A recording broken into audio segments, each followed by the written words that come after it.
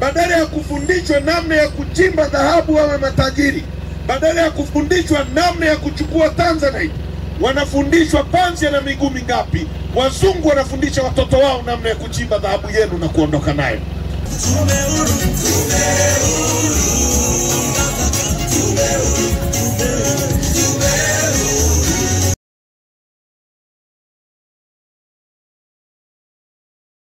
Habari za asubuhi.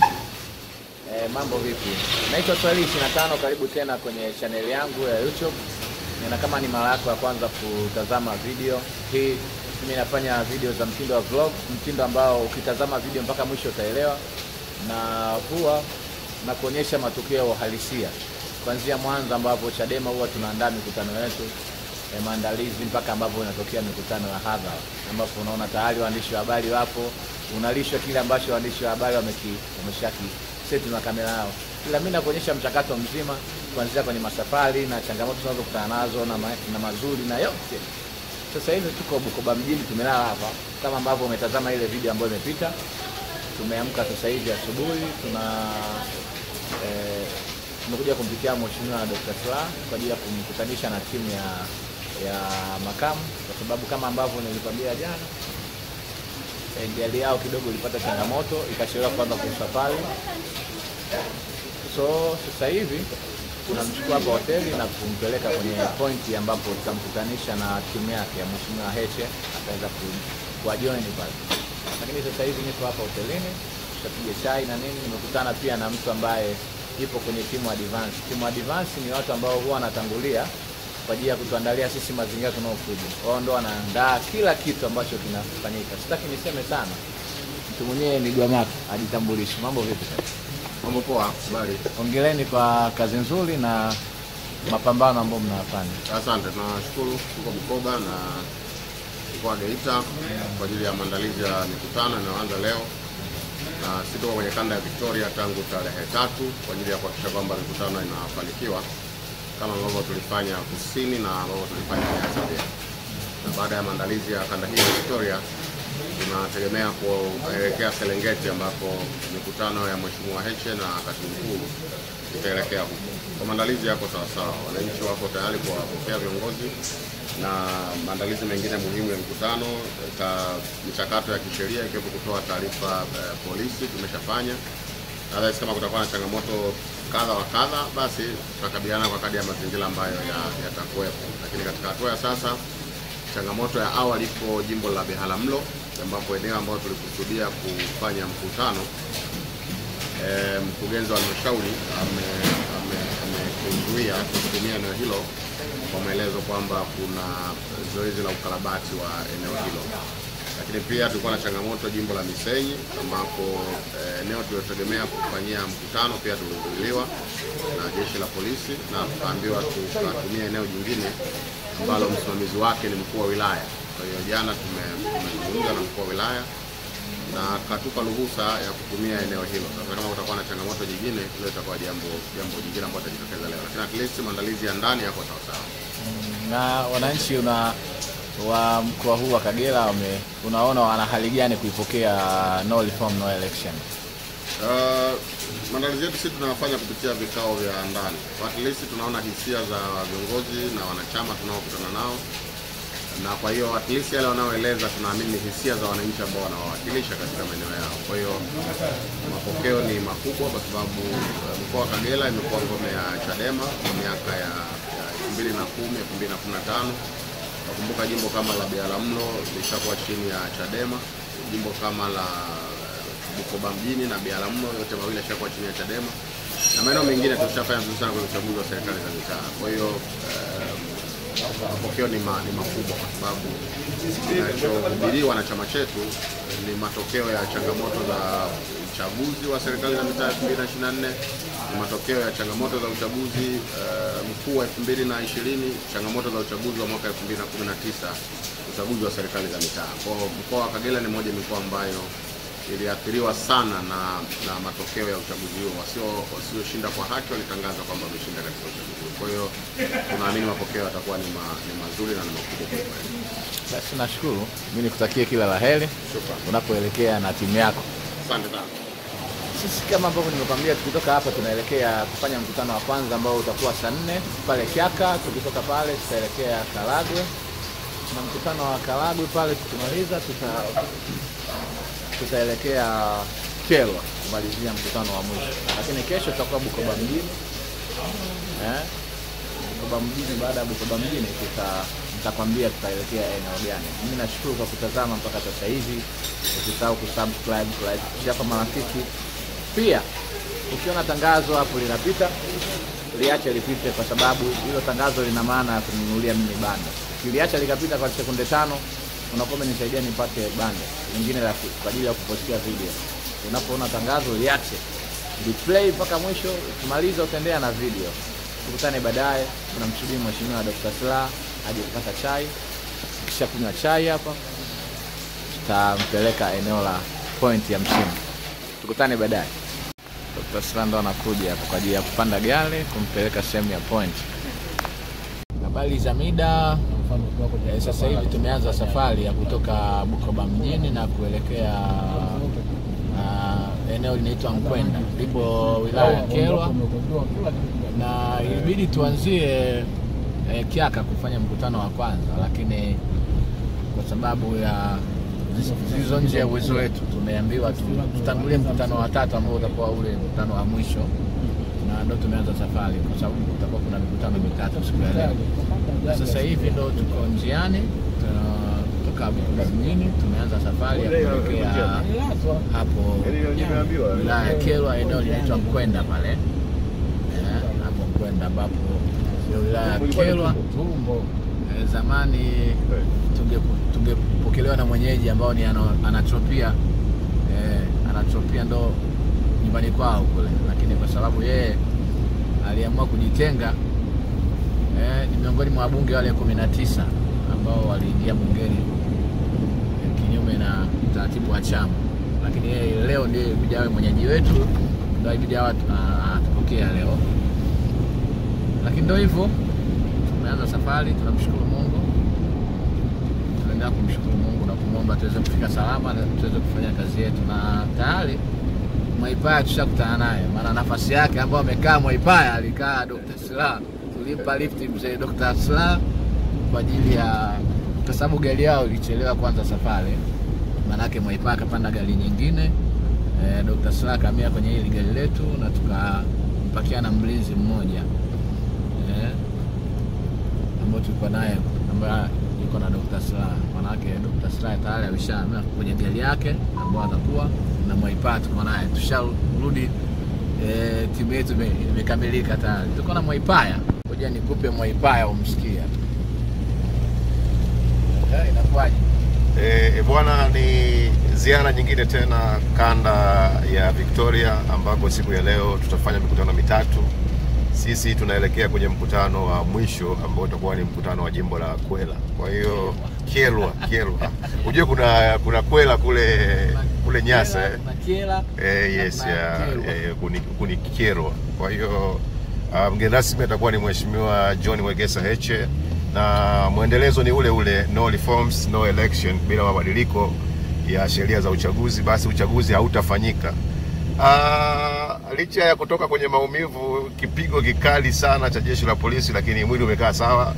Mapambano yanaendelea, kwa sababu waliotupiga na kututesa lengo lao tukate tamaa na turudi nyuma, lakini tuhakikishie tu wanaweza katuvunja miguu, wakatuachia mikono, tutaweza tukutambaa, lakini wakituachia sauti, hata watukate mikono na miguu, sauti ikibaki tutaendelea kuzungumza na watu, kwa sababu Mungu ametupatia hicho kipawa cha kuisaidia nchi yetu ya Tanzania. Kwa hiyo kama hivi safari inaendelea, dereva wetu anaitwa Mario kama kawaida, kapero kubwa na nini captain mwenyewe hapa. Kwa kikubwa ni dua na sala, sisi hatuwezi kurudi nyuma, mapambano yanaendelea. Bila shaka tutakutana tena baada ya mkutano, baadaye tutahabarishana kilichojiri. Asanteni sana.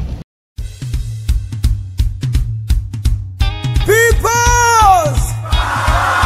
Watanzania kumekucha!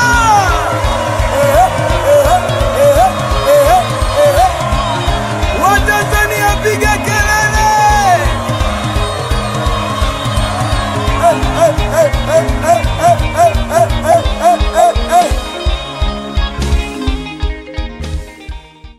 Unaona hapo hapa ni Kyerwa moja kwa moja siku hii ya leo. Tunajiandaa kwa bodaboda, wana hamasa kweli. Bendera zitapatikana pale uwanjani, tumeziacha pale.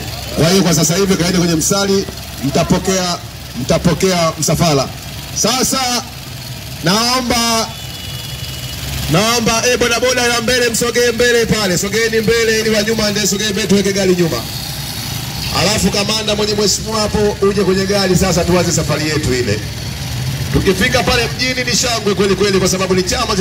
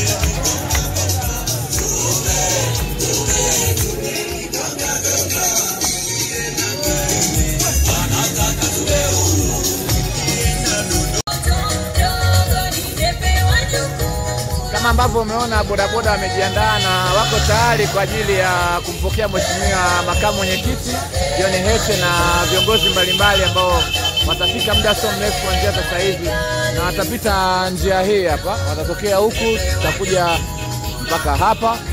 Baada ya hapa tutaondoka nao kuelekea huku Mkwenda kwenyewe.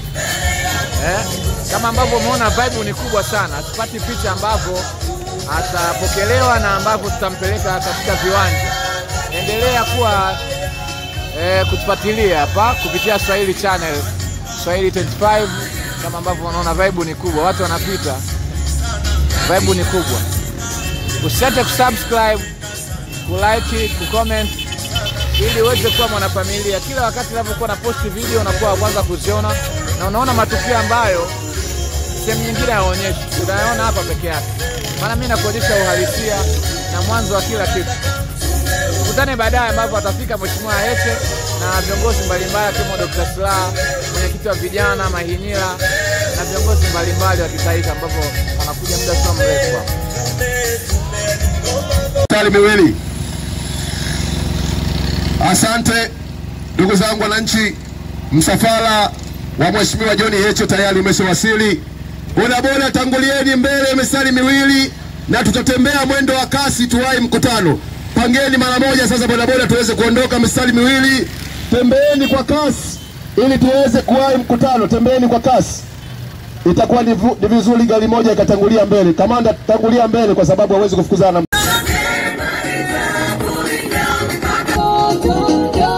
Nimepewa jukumu la kukulinda wewe.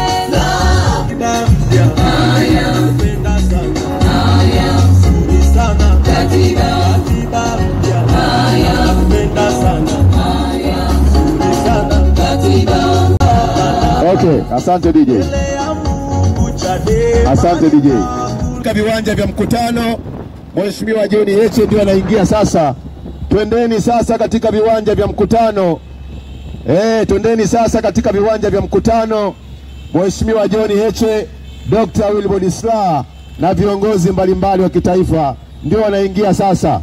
Twendeni sasa katika viwanja vya mkutano. Mheshimiwa John Heche ndio anaingia sasa. Twendeni wote, twende wote. Pandeni bodaboda wanaweza kupanda hapo, twende kwenye uwanja wa mkutano. Twendeni sasa katika viwanja vya mkutano. Mheshimiwa John Heche ndio anaingia sasa. Twendeni katika viwanja vya mkutano. Dr. Wilbrod Slaa, Mheshimiwa John Heche ndio anaingia sasa. Twendeni sasa katika viwanja vya mkutano. Tuwasogee sana. Anzeni kusogea. Mheshimiwa John Heche, Dr. Wilbrod Slaa na viongozi mbalimbali wa kitaifa kanda wameshafika katika eneo hili.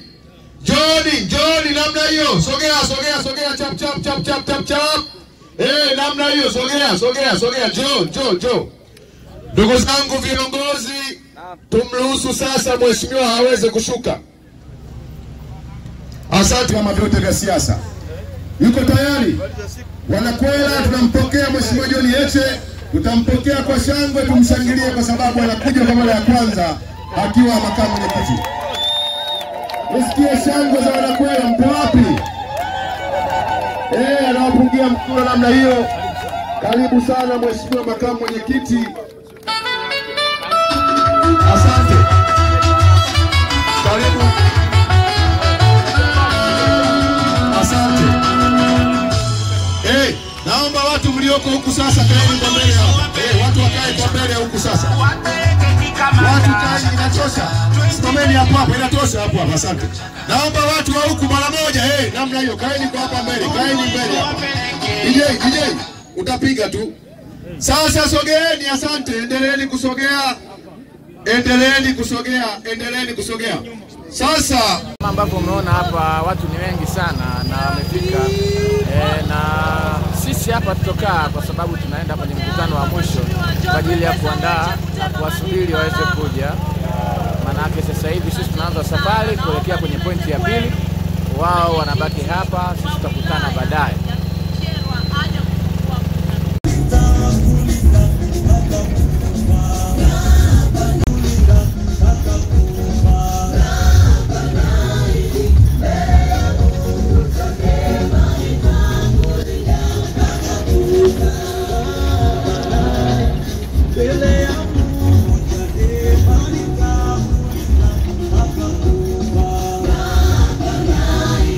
Watu wake ni wachapakazi, mnalima kahawa. Kahawa ni the most traded commodity kwenye soko la dunia baada ya crude oil, baada ya mafuta yanayotumika kwenye magari. Bidhaa inayouzwa zaidi namba 2 kwenye soko la dunia sio dhahabu, ni kahawa.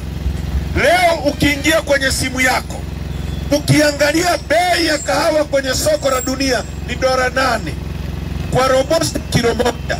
$8 bara shilingi 2,700 ni shilingi 24,000. Kwa nini katikati ya utajiri watu wetu ni maskini? Ni kwa sababu tuna viongozi wajinga wasiokuwa na uwezo wa kuongoza nchi hii. Tunahitaji viongozi wapya ambao watabadilisha maisha yenu. Umaskini tulionao ni umaskini wa kutengeneza. Watu wetu hawana elimu bora. Watoto wenu wanakwenda shuleni, badala ya kufundishwa namna ya kuchimba dhahabu wawe matajiri, badala ya kufundishwa namna ya kuchukua Tanzanite, wanafundishwa panzi na miguu mingapi. Wazungu wanafundisha watoto wao namna ya kuchimba dhahabu yenu na kuondoka nayo. Tunahitaji kubadili mfumo wa elimu. Tunahitaji dhahabu yetu itumike kwa ajili yetu. Tunahitaji maji yetu ya Ziwa Victoria yatumike kuleta utajiri kwa watu wetu. Haiwezekani bei ya soko la dunia ya kahawa Waganda wanauza kwenye soko hilo hilo, wao kule kwao kahawa shilingi 13,000, hapa kwetu Karagwe shilingi 5,000, na mbunge wenu ni waziri. Anawasaidia nini? Tulipokuwa bungeni, mnakumbuka tulipokuwa tunapiga kelele kuhusu nchi yetu. Leo hatuko bungeni, nchi yetu inauzwa, bandari inauzwa, dhahabu inauzwa, umaskini unabaki.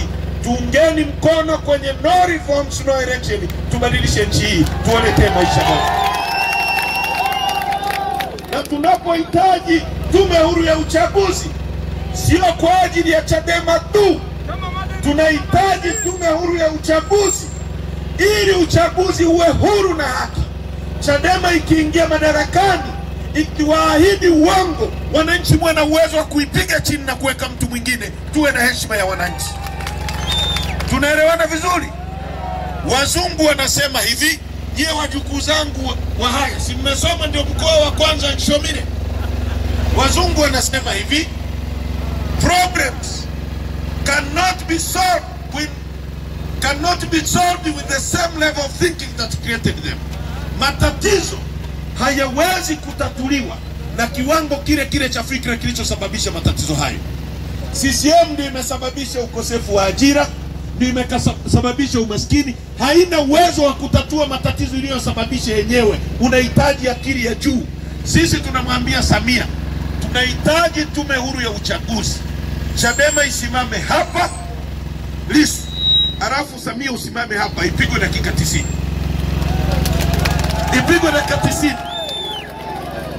Hatuwezi kwenda kwenye mechi ambayo refari ni upande wa pili. Yaani hivi Yanga anacheza na Simba, alafu refari Manara. Unategemea nini? Itawezekana hapo Umurishaka? Haiwezekani, si ndio? Hiyo sisi Chadema tumekataa, na ndio maana wamemkamata Lissu, wamemweka ndani wakitegemea tutakaa ndani. Sasa Lissu yuko ndani, Heche niko barabarani, Mnyika yuko barabarani. Sasa kuna wenzetu jana mmewasikia, wametoka Chadema, tunawajua, ni state project. Sema state project. Yaani ni watu wanatengenezwa na dola, wanakuja kutuambia tuingie kwenye uchaguzi katika mazingira haya mazingira na sheria hizi, ambayo Omar Ramadhani Mapuri aliyekuwa katibu mwenezi wa CCM ni mjumbe kwenye tume huru ya uchaguzi. Huo uchaguzi unaweza kushinda? Kuna mtu hapa anatuambia kwamba tuende kwenye uchaguzi kikiwa hivi. Ndio maana leo bunge la Ulaya linapitisha resolution za kulazimisha Tundu atoke nje na walete sheria huru ya uchaguzi, tuwapige mchana kweupe. Mchana kweupe, sawa sawa? Sawa sawa? Wangapi mnaunga mkono? Nyosha mkono tuone. Hebu sogea hapa, waandishi wachukue waone. Vuka. Hebu vukeni haraka. Waandishi chukueni. Wangapi wanasema no reforms no election? Nyosha mkono tuone. Upande ule mko wapi? Nyosha mkono. Asante. Wananchi wa Umurishaka wanasema no reforms, bila mabadiliko hakuna uchaguzi. Sawa sawa? Tunawashukuru sana. Mungu awabariki. Mwakora sana, mturuhusu twende kwenye mkutano kule mbele.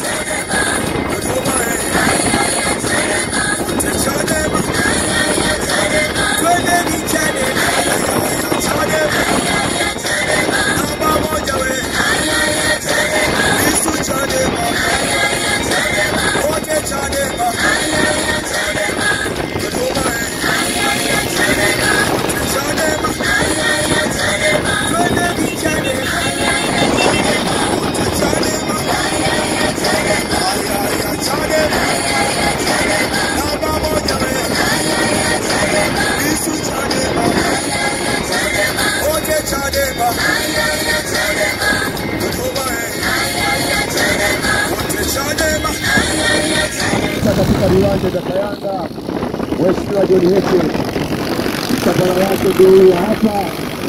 Twendeni sasa katika viwanja vya Kayanga. Mheshimiwa John Heche, piga raundi moja town, twendeni katika viwanja vya Kayanga. Piga raundi moja town hapa, twendeni katika viwanja vya Kayanga. Namna hiyo, piga raundi moja town, kisha tunaenda katika viwanja vya Kayanga. Ndugu zangu wananchi, Mheshimiwa John Heche anaingia sasa. Twendeni sasa katika viwanja vya Kayanga. Twendeni sasa. Namna hiyo. Twendeni sasa katika viwanja vya Kayanga. Unaunga tela bodaboda namna gani wewe? Twendeni sasa katika viwanja vya Kayanga. Twendeni sasa. Twendeni katika viwanja vya Kayanga. Mheshimiwa John Heche anaingia sasa. Wananchi twendeni, imeisha hiyo.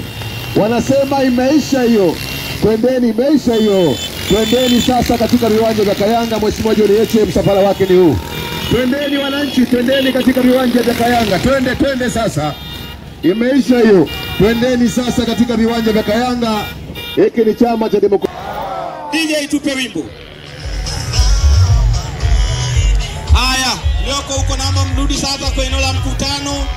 Mrudi huku kwa ajili ya usalama. Makamanda mrudi huku ndani, kwa ajili ya usalama. Pause. Twende hii.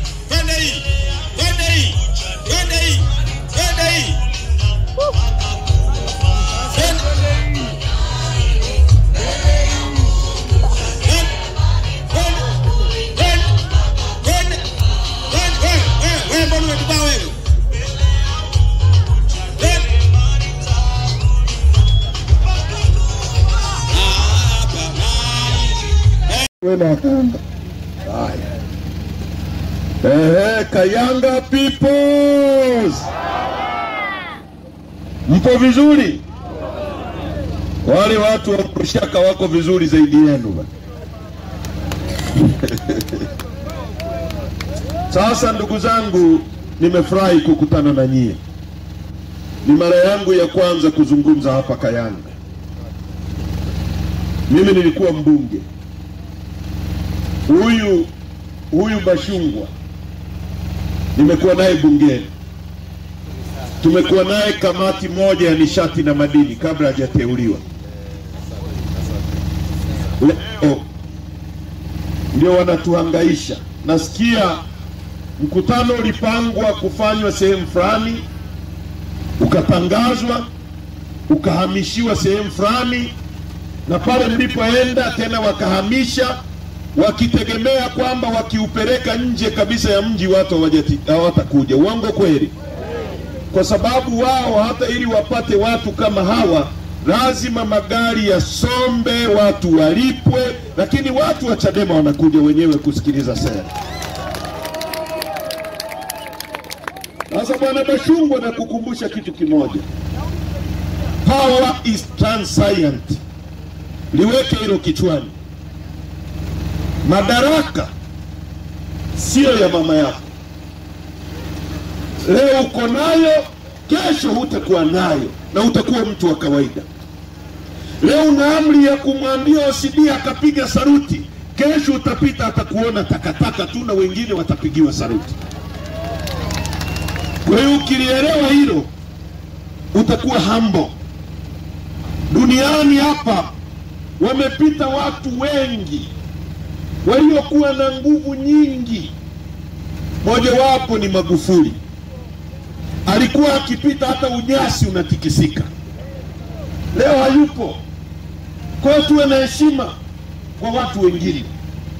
Sisi Chadema sio wahaini. Tuko kwa mujibu wa sheria. Tuko kwa mujibu wa katiba. Kazi hii tunayofanya sio kazi haramu. Tunapaswa kupewa haki sawa sawa na sisi wanayopewa. Tunapaswa kuheshimiwa sawa sawa na sisi wanavyoheshimiwa.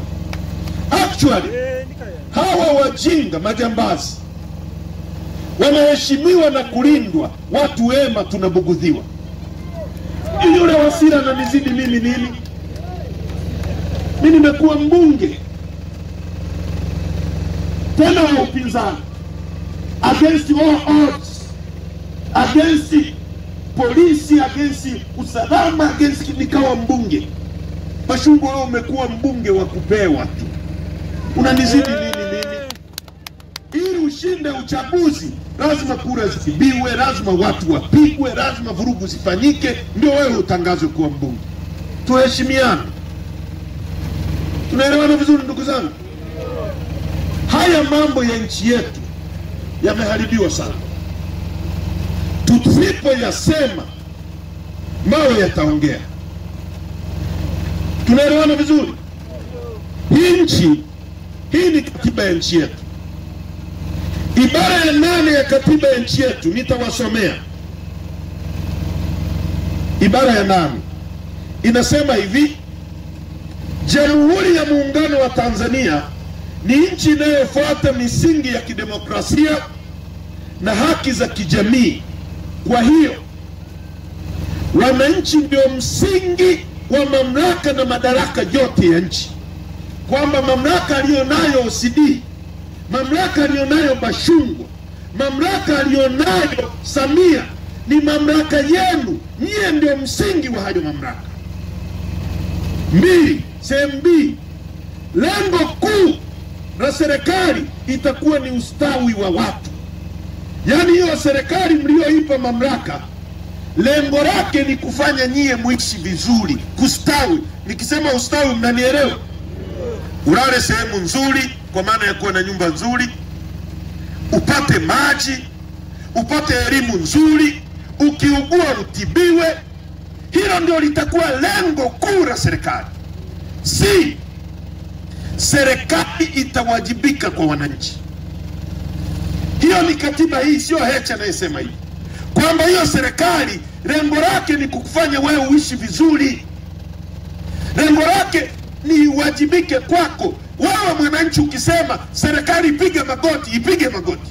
Serikali simama, isimame. Serikali twende hivi, iende hivi. Hiyo ni katiba ya nchi yetu. Sasa leo sisi ambao ni msingi wa mamlaka tumegeuza baraka kwenye nchi yetu.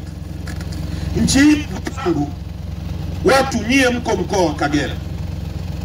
Huu mkoa una kilomita za mraba, yani ukubwa wa mkoa huu una kilomita za mraba 35,686.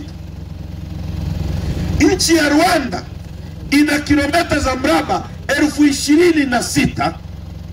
26,333. Yani nyie ni wakubwa kwa Rwanda zaidi ya kilomita za mraba 10,000.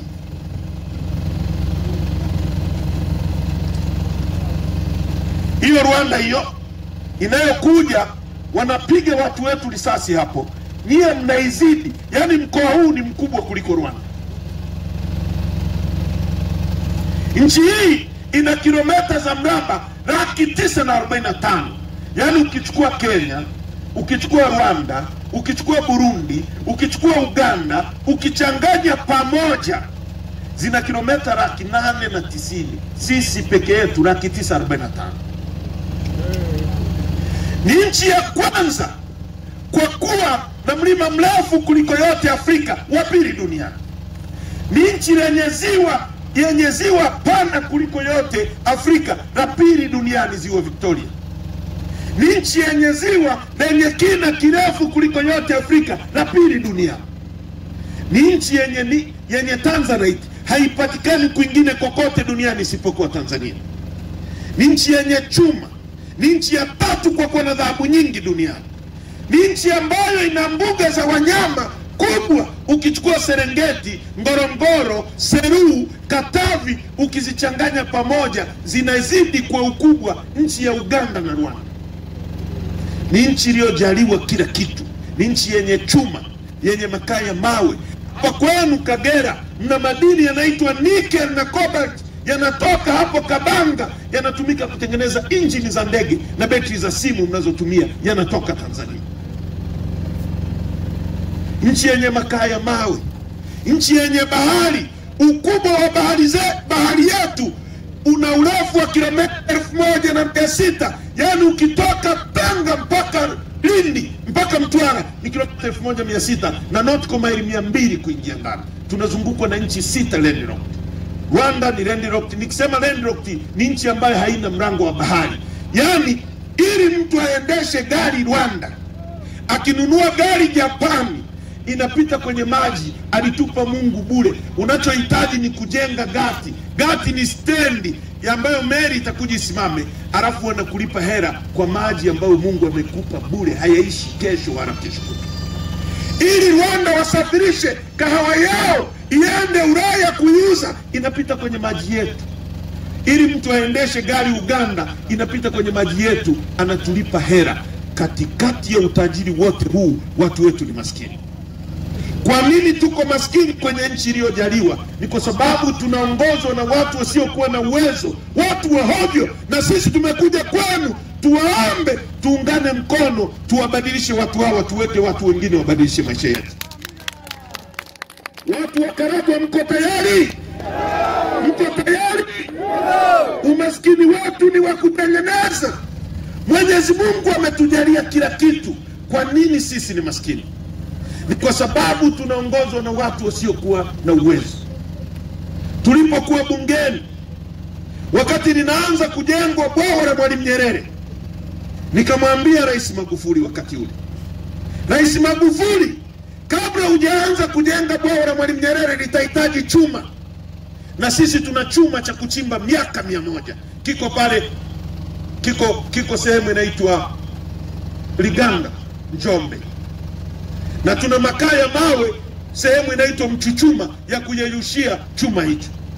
Nikamwambia tujenge kwanza kiwanda chetu cha chuma, ili tuwe na chuma, hata nondo tunazojengea zitoke ndani ya nchi yetu. Hiki kiwanda tukisha kijenga kwa dola za Kimarekani bilioni 3 ambazo ni trilioni 7.8, tutachimba miaka 100.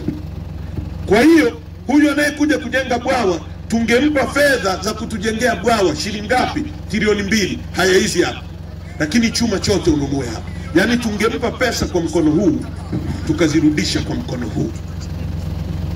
Hicho kiwanda kingeajiri vijana wetu. Hicho kiwanda leo serikali hii imeagiza chuma kutoka nje ya nchi cha dola za Kimarekani bilioni 1.2 ambazo ni trilioni 3 kwa mwaka mmoja. Kwa miaka 3 imeagiza chuma cha trilioni 10, wakati tungejenga kiwanda kwa trilioni 7.8 tuchimbe miaka 100. Hizi fedha zingebaki ndani, zingekuajiri wewe. Wewe ukipata kazi utajenga nyumba, utamwajiri fundi ambaye ni yule akipata fedha atanunua mboga kwa huyu mama, huyu akipata fedha atamwagiza bodaboda amletee mboga nyingine, bodaboda ataweka mafuta kwenye kituo cha mtu mwenye mafuta, yule atamwajiri mlinzi. Hela zitazunguka miongoni mwetu, zinachukuliwa hapa zinapelekwa Ulaya, wakati watu wetu ni maskini. Tunaongozwa na watu wasiokuwa na maarifa, na ndio maana wanatuogopa. Hawawezi kujenga hoja na sisi majukwani, wanaiba uchaguzi. Chadema tumesema mwaka huu hatutakubali. Wameiba uchaguzi 2019, uongo kweli? Wameiba 2020, uongo kweli? Mwaka jana mliweka viongozi wa serikali za mitaa, waliondolewa au kuondolewa? Si wamepita sisi ya mwenyewe? Wameiba na jana. Mnasema twende kwenye uchaguzi wa aina hiyo? Wangapi mnasema hatukubaliani na uchaguzi wa nyosha mkono? Dr. Slaa Karagwe yote nasema haikubaliani na huo uchafu. Kama ambavyo umeshatoka mwanzo mpaka Mwalimu Nyerere alisema ili nchi iendelee inahitaji mambo manne. Inahitaji watu tunao. Inahitaji ardhi tunayo kilomita